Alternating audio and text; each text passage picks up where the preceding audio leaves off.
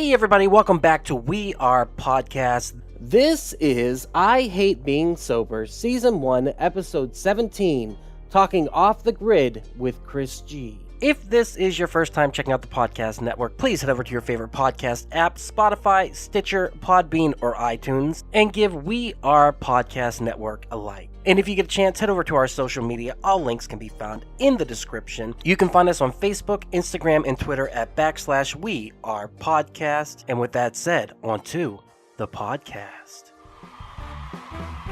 Good evening, everyone, and welcome to I Hate Being Sober.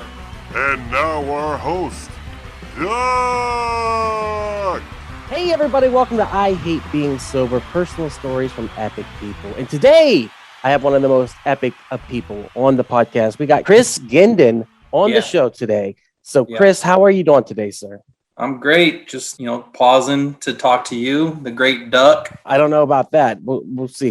Maybe someday I'll get the great in there. Yes. So Chris, I met through Instagram, always liking the post. I appreciate that, man. The support is so appreciated. And I'm always liking them back too. So we're going back and forth, sharing likes, sharing comments. And I was like, dude, let's just do a podcast because you're doing comedy. And I wanted to talk about that with you. But first of all, where are you from? Originally born and raised in Chicago, Illinois, trickled down to Oklahoma. And then from there, I trickled down to North Texas. And Texas has been home now for the last 12 to 13 years. Oh, damn. You've been here for a minute then. Yeah, I've seen it blow up. Seen towns turn into cities. Yeah, dude, it's insane. I came here in 2012, I think. And that's how long I've been here. And it's been quite an adventure. It's been weird to see it just, like you said, it just grows and grows and grows. And yeah, the pandemic slowed it down a little bit, but it's still pretty cool. Where are you from? I am from Clarion, Pennsylvania, which is in the middle of nowhere, Pennsylvania, where you go 3 miles and see some cows and you go another 3 miles and see some cows. That's what happens there.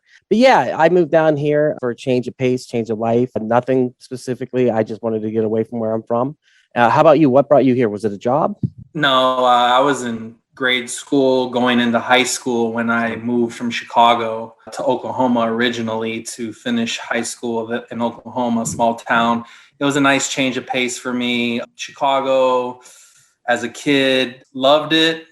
Wouldn't change anything for the world, but I had to get out the city because I was running around with a bunch of knuckleheads and the future wasn't looking too bright for me. So I had the mental capacity and the awareness at that time, thank goodness, to make a change of scenery. It's been pretty good. Yeah. So you were a bit of a mischievous child, would you say, or a mischievous teenager? Well, yeah, I didn't care about academics too much. I was just worried about what the guys were doing, what we're doing after school. Wasn't focused on my grades, wasn't focused on the future. And then I was getting ready to go to a pretty tough high school because in Chicago, you don't just go to the high school in your district. You have to apply to go to high school. They look at your 7th and 8th grade grades. Really? And depending on how poor or great you did, you're going to end up going to a poor or great high school. So, dang, I didn't know that. That's crazy. So you turned it around and you went to the good high school, or is it that you went to the bad high school? No, I was getting ready to go to a pretty tough high school with gangs and things like that. And, yeah, I had to make a change of scenery. Came down to Oklahoma, got on the football team, played football. It was like that small town. I don't know if you ever seen like Varsity Blues or anything like that. I mean, It wasn't crazy party like that, but it was similar to that type of lifestyle. Small town, everybody cared about football. So if you were on the football team, you were kind of like a little star. Yeah, you got away with speeding tickets and things like that. Nice. Very nice. I had my own business when I was 22 called Taste of Chicago. I started it with my cousin. We started a little restaurant. I don't know if you've ever been to Chicago. We have our own type of fast food like hot dogs, Italian beefs, cheesesteak stuff like that. So we did that. It lasted a year. We had no business running a business. We knew how to cook. We grew up in restaurants. The food was great. The service was great. We just didn't know the business side of it. Right. Like doing your inventories and keeping track of your taxes and things like that. Yeah, we had to get out of that within, it lasted a year and we just had to get out of it before we got in trouble with the IRS and stuff like that. Yeah. Don't mess around with them. We were only 23 at the time, so. So how old are you now? I'm 36.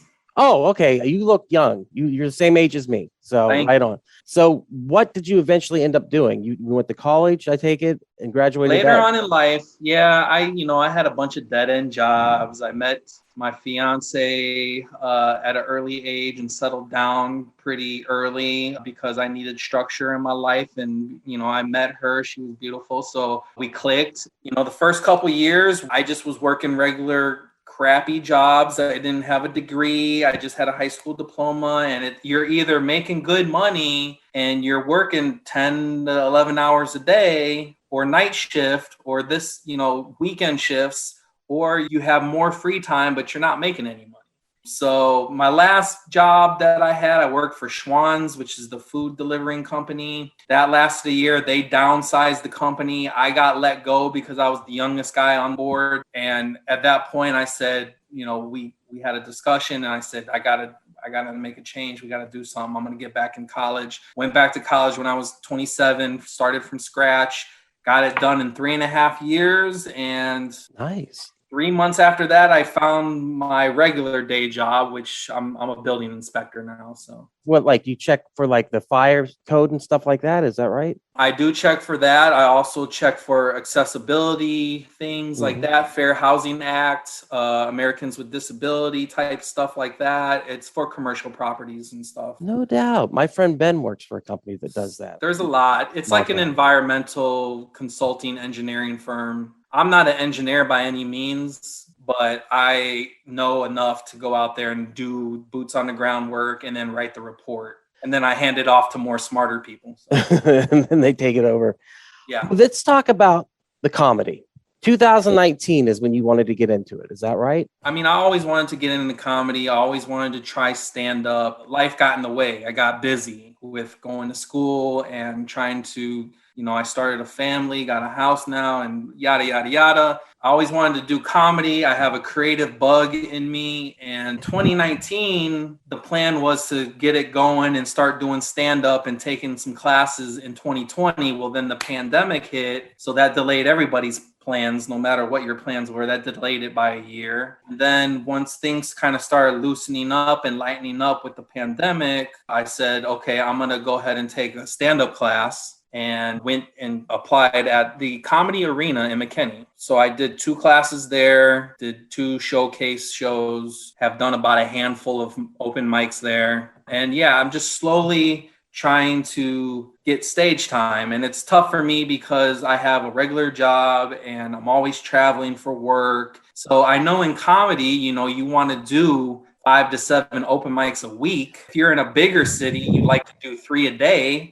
Because I talked to a couple guys from New York City who do like Gotham Club, and they're telling me they go do 5 open mics a day. So I'm kind of at a little disadvantage as far as where my location is to these clubs and my time. So if I could get to 1 or 2 open mics a week, that's really great for me. So I have to really be on point with my material and my presentation on stage when I do get that time. How long you been doing it now? A year and a half?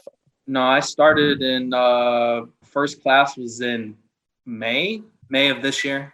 Nice, dude. So you've got over 10 minutes worth of material because on your YouTube channel, you do about a 10-minute set. So I got close to 20 minutes. Damn straight. Right on, dude. That's awesome. So in the class itself, you took improv and you took the stand-up class. Is that correct? No, I just took 2 stand-up classes. 2 stand-up classes. What was the big takeaway from that process? The big takeaway from that was not rambling and to be short and sweet with it, to get to the point, make the setup, make the punch.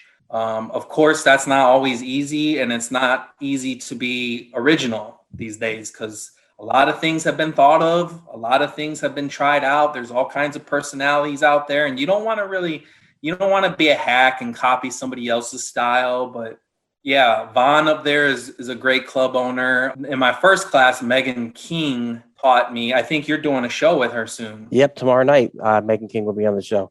Yeah, she was my teacher for one of those classes. So, they gave good, feedback and stuff like that. I'm nowhere near being a polished person. I don't even consider myself a comedian. Yeah.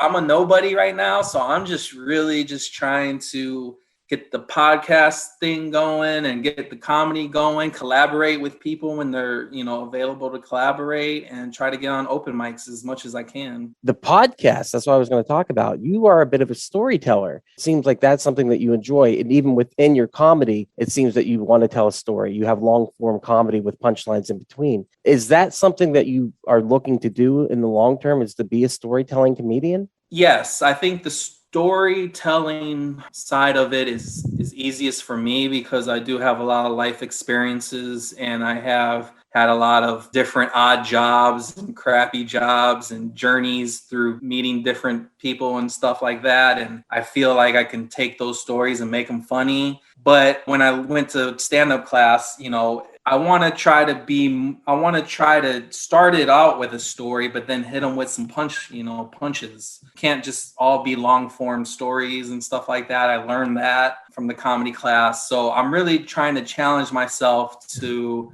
write 2 to 3 lines and let's get some laughs going, and then once I got the audience like that, introduce a story, things like that. And then I'm trying to work the podcast stuff like that. So what is the name of the podcast? You were on with a couple other guys, is that right? It's called House of Machismo. They're on YouTube and Spotify and wherever you can get your podcasts. I'm sure all the platforms you're on. It's a buddy of mine. Well, I met him because they put out an ad to find another host for the show. Really? Or another co-host for the show. Yeah, they've allowed me. I started with them, I think, in April, doing some shows once a week when I can make it. And, they've been very inviting and welcoming to me. And they just are giving me a nice little playground to find my voice, I guess. You're very charismatic on it. You're very confident. And you're a storyteller. Like I said, you go at it. It's really fun to watch. And on your Instagram, you'll take clips of you talking on those moments where you have the spotlight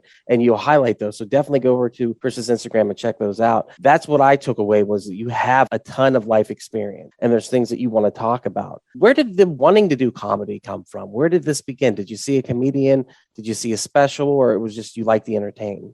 So growing up in Chicago, I was in the inner city. Outside, it's a melting pot there. You're around a lot of different cultures and you just see different characters out there in the neighborhoods. And it's funny, I grew up watching In Living Color a lot. And then I found Saturday Night Live and I fell in love with that. And I just started watching a lot of Black comedians growing up, like Eddie Griffin, and just a lot of the HBO, Def Comedy Jam, stuff like that, Def Comedy specials. I love that. And yeah, I just love stand-up, Martin Lawrence, George Carlin, love George Carlin. Yeah, and we just got sad news about Norm Macdonald. I know, dude, what a bummer today. Really, he's one of my favorites. But yeah, that's where the comedy comes from. I've always been a goofball kid in school. I actually won an award for that in grade school. Not my proudest moment.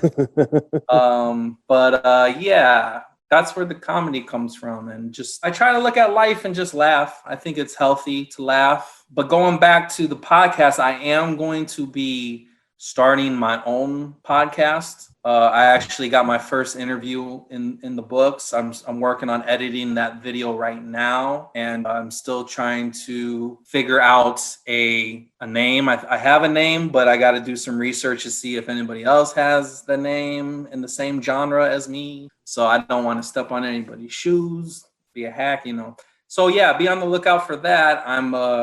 I don't know, what the podcast really is going to be. I just want it to be funny, lighthearted, not so serious, talk about real things, current events, but, we're not full of ourselves over here, and open to collaborations with anybody, like I said. So. Yeah, well, I saw that on your Instagram that you were just like, you want to collab? Come on in. We'll get this done. I like the fact that you said that you like the Black comedians, because I worked at a Black comedy club for 7 years. So I've seen the best of Black comedians. And there's something about that comedy art form that is different. There's a soul and a heart to it. And I just absolutely love it. We just went to see Earthquake the other day, me and my friend from Canada. And he just fucking killed it, So the podcast that you want to begin, it's a video podcast. So you're going to use actual video in this. So you said you're in the process right now of doing the first one. How much time is that taking? It takes a while. I haven't went to school to be a video audio person. I've been learning this all on the fly. I bought my equipment just from watching a bunch of YouTube videos and studying what they say, reading reviews, understanding that I don't need the Rolls Royce of recording equipment. But then again, I don't want to have the Pinto or the Yugo of the recording stuff either. So I'm in the mid-range of good stuff. I got some Rode equipment. I'm recording just off my iPhone. It's got good video. I'm learning about how large these audio and video files are. And then you got to convert them down. And then you're dealing with space of trying to share the video and upload it and yada, yada, yada. But I'm pretty good at editing video if I have the right software. I'm learning how to splice it up. The other day, I actually took my audio recording and synced it up with the videos because I had to do the interview. The girl that I did the interview with is actually in California, and she called into my phone. So I just have still shots of her throughout the conversation. So I'm learning how to overlay the photo onto the video of me talking and things like that. So it's all just a learning process right now. It takes a long time. When I get the videos from the House of Machismo podcast, that's a lot more easier for me because then I shorten it up to make Instagram promos, and I have an app on my phone that I can just do it with. That's easy for me, but it does take a lot of time to edit these videos and get the stuff all uploaded to all the platforms you want it to be on. Oh man, it's a pain. Yeah, you know, you've been doing it a lot longer than me. It's so much work, but it's and your regular life gets in the way, and you can't. Like I recorded it. I wanted to get this stuff out by this weekend because I recorded it last Thursday, I think. I'm not going to be able to get it out till this weekend because I'm just so busy with everything else going on. I can't. Dude, I wonder like how to make it work. Like people who are successful, like the amount of work that you have to put into this stuff for like next to no watchers, no listeners at the beginning, right? Yeah. It's insane. But I think it builds character and it helps you build and build and build. And I think doing the comedy will interweave with it. You know what I mean? Already you're doing that on your show on the House of Machismo. And you're taking clips, you're doing the right things, you know what I mean? Hey everyone, it's just Duck jumping in here real quick to say thank you so much for checking out the podcast today. If you're enjoying it, head over to your favorite podcast app, Spotify, Stitcher, Podbean, or iTunes, and give We Are Podcast Network a like. And if you get a chance, head over to our social media. All links can be found in the description. You can find us at Facebook, Instagram, and Twitter at /We Are Podcast. And with that, back to the podcast. So you're planning on doing an interview podcast or just kind of a whatever cast, just bring people in who are interesting and have a conversation? Yeah, it's not going to be every week with an interview. I'm going to talk a little bit about sports, talk a little about something that I watched recently, maybe be a little philosophical on one, maybe talk about, I don't know, current events on another, whatever I want it to be, really. I'm looking at it right now as a hobby. I'm not trying to be famous or anything or make a bunch of money off of this. The main thing is I want to be, my main goal out of all of this is just to be respected in the stand-up community around here and just have good 10, 15-minute stand-up. All this is just a hobby for me because I needed something else to do. Work was getting crazy. I got a son. You know, I need something outside of the everyday grind to keep my sanity. And this is my outlet. This is my playground now. And I'm glad that I can meet like-minded people like you and the people that I've met at the comedy arena and to build on these relationships and, you know, to have fun with it, you know? Yeah, it sounds like it's escapism for you. And what was it like the first time you stepped on stage and got in front of those bright ass lights and had to tell a joke? How did you feel? Well, I was very nervous ahead of time. Like my first showcase, I practiced all day, just going over my set. Well, the first time we did our showcase, we had 5 to 7 minutes to fill. I did 6.5. I could have stretched out longer because here's the main thing for me that I noticed. I have to work on my pauses and allow the audience to go ahead and laugh before getting into my next sentence. Those are the mistakes that I've seen in my first 2 stand-up videos that I made. I would have gotten more laughs if I would have just had the right amount of break time. But you're up there and your adrenaline's going and you're just trying to get it out as quick as possible. Had a few cocktails, had a whiskey Coke before I got on stage just to ease the nerves. when I got out there, you only see about the first two rows of tables, really. It's kind of blinding up there, to be honest with you. And you just perform, it's just a performance. And I practiced so much that I wasn't really even worried about forgetting anything or messing up a line. I was kind of like a machine up there. But as a machine, I need to slow down. That's what I noticed. Were these the videos you put up on YouTube? Yeah. I thought you did really good. You were very confident, and I felt like you paused. But you never know what people are going to laugh at. You could write the punchline here, and then they laugh at the setup, and you're like, why did they laugh at the setup? You're like, what was funny about that? I have no idea. So it is a little bit confusing. I want to talk real quick about rap. You used to rap. Is that right? Yeah. Were you in like a group at the time, or what were you doing? Just kind of spitting rhymes? I was just in my room, just making tracks. The stuff used to be on MySpace. I got stuff on YouTube too, but I'm not gonna get that out. It's just a relic on YouTube. No, I just, like I said, I had to have a creative outlet, and this was back in probably the mid 2000s. I used to write a lot. I like to write. Back in Chicago in grade school, I used to write rhymes for, the black kids in my class and stuff like that. And they enjoyed that and did that. But the rap career was just a hobby. I wasn't that serious. I'm not the type to get a bunch of face tattoos. And the reason why I moved out of Chicago was to get out of that element. So to take that into my 20s and into my 30s was kind of counterproductive. It was just a hobby. I had fun with it. I never met anybody else down here to collaborate with. So that never took off. So thankfully, the Lord probably had different plans for me. Do you ever think about doing it again, or just like making some beats or making some rhymes? Or I mean, yeah, we could do it for the podcast, just a couple lines here and there. I really wanted to get into making beats and producing, but I had no idea how to do that or how much equipment costs. And I had no money back then when I was into it. I had no money to buy equipment. Do you have any advice for people getting into comedy? Do you have any advice for people who are just starting out? Take a class. But before you take a class, go do the open mic. Get on stage and just understand that the open mic, 90% of the audience is other open micers who are not going to really give a crap how you do or how bad you do. And then they also will probably not laugh at what you do and what you don't do. So don't be discouraged. It's basically the point of that is don't be discouraged by an open mic crowd.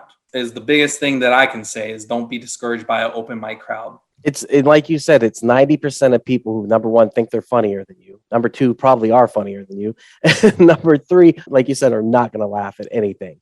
It's wonderful when you can get people in there that aren't comedians or open micers or whatever you would call them. It's hard. Like open mics are the hardest places to get laughs, I think. Having worked for the Improv for 8 years, I've seen it. Like those rooms are harsh to walk into. We actually went to an improv comedy class on Sunday, and then we went to open mic, and I was like, dude, the energy from the improv comedy class, everyone's like, yay, we're part of a team, we can do it, to, yeah, I don't think so. It's just total polar opposites. It's so hard. I actually went and auditioned for the Dallas Comedy Club improv. Never took an improv class. Had no business really doing it. I just wanted to do it just to see what it was about. Improv is cool and everything, and I really appreciate it and what that is and what it's about. Maybe I should take a class. Maybe I would like it better. I just wasn't feeling it when I went and tried out, but it is what it is. I don't know.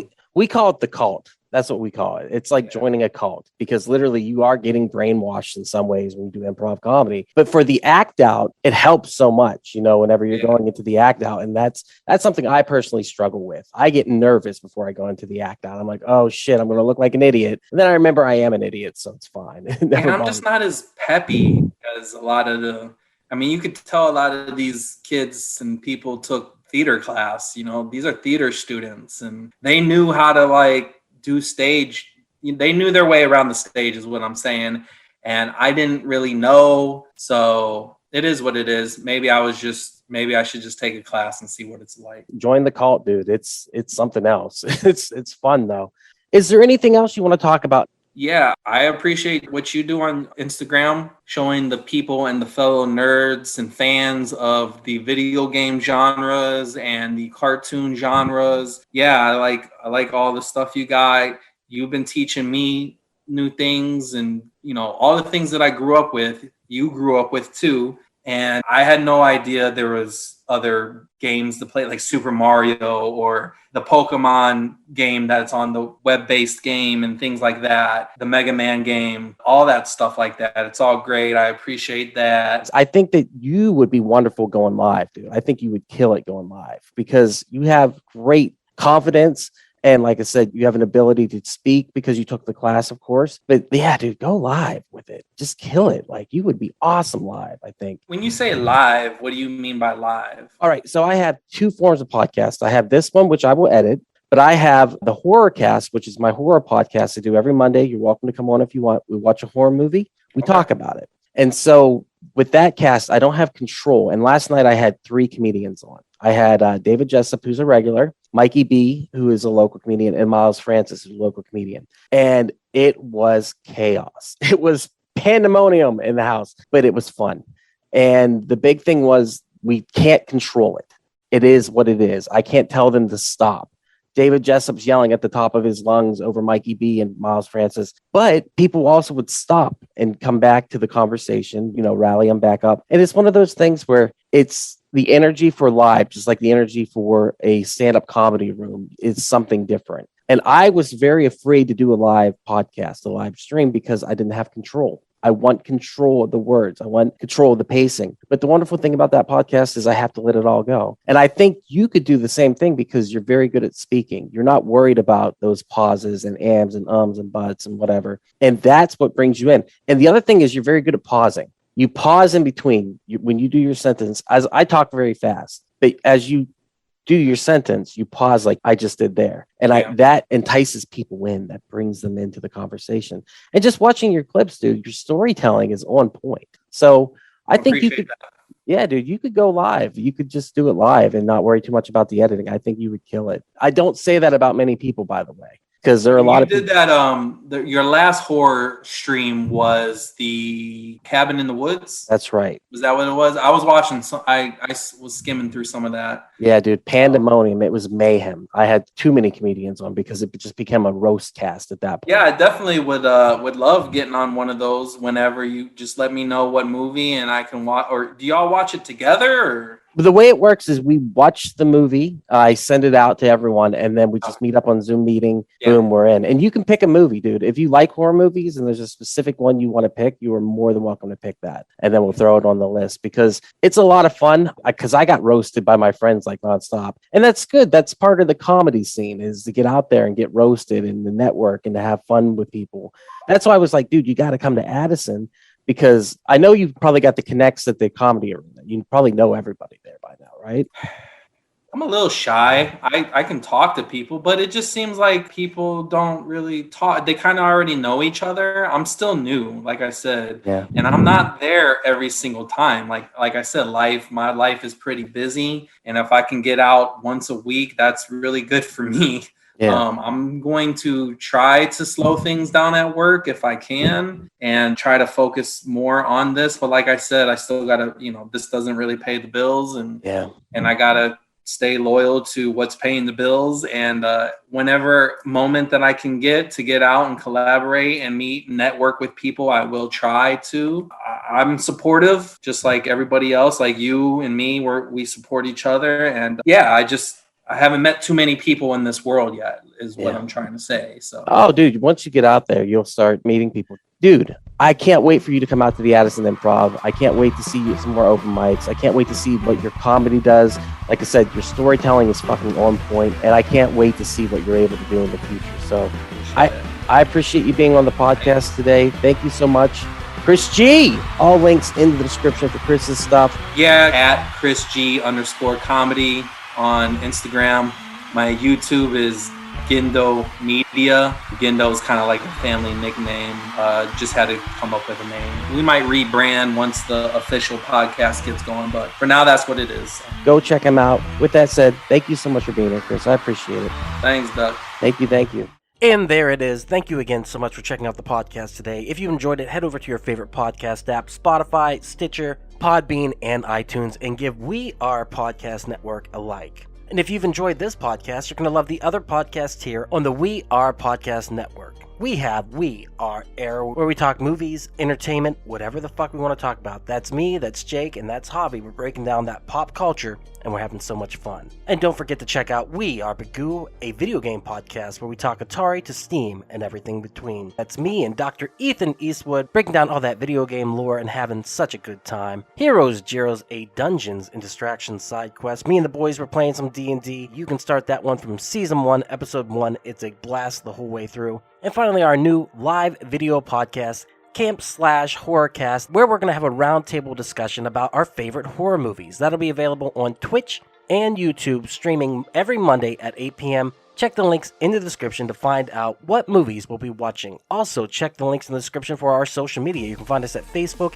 Instagram, and Twitter at /We Are Podcast Network. With that said, thank you so much for checking out the podcast today. Please remember to support local comedy in any way that you can. We'll see you next time.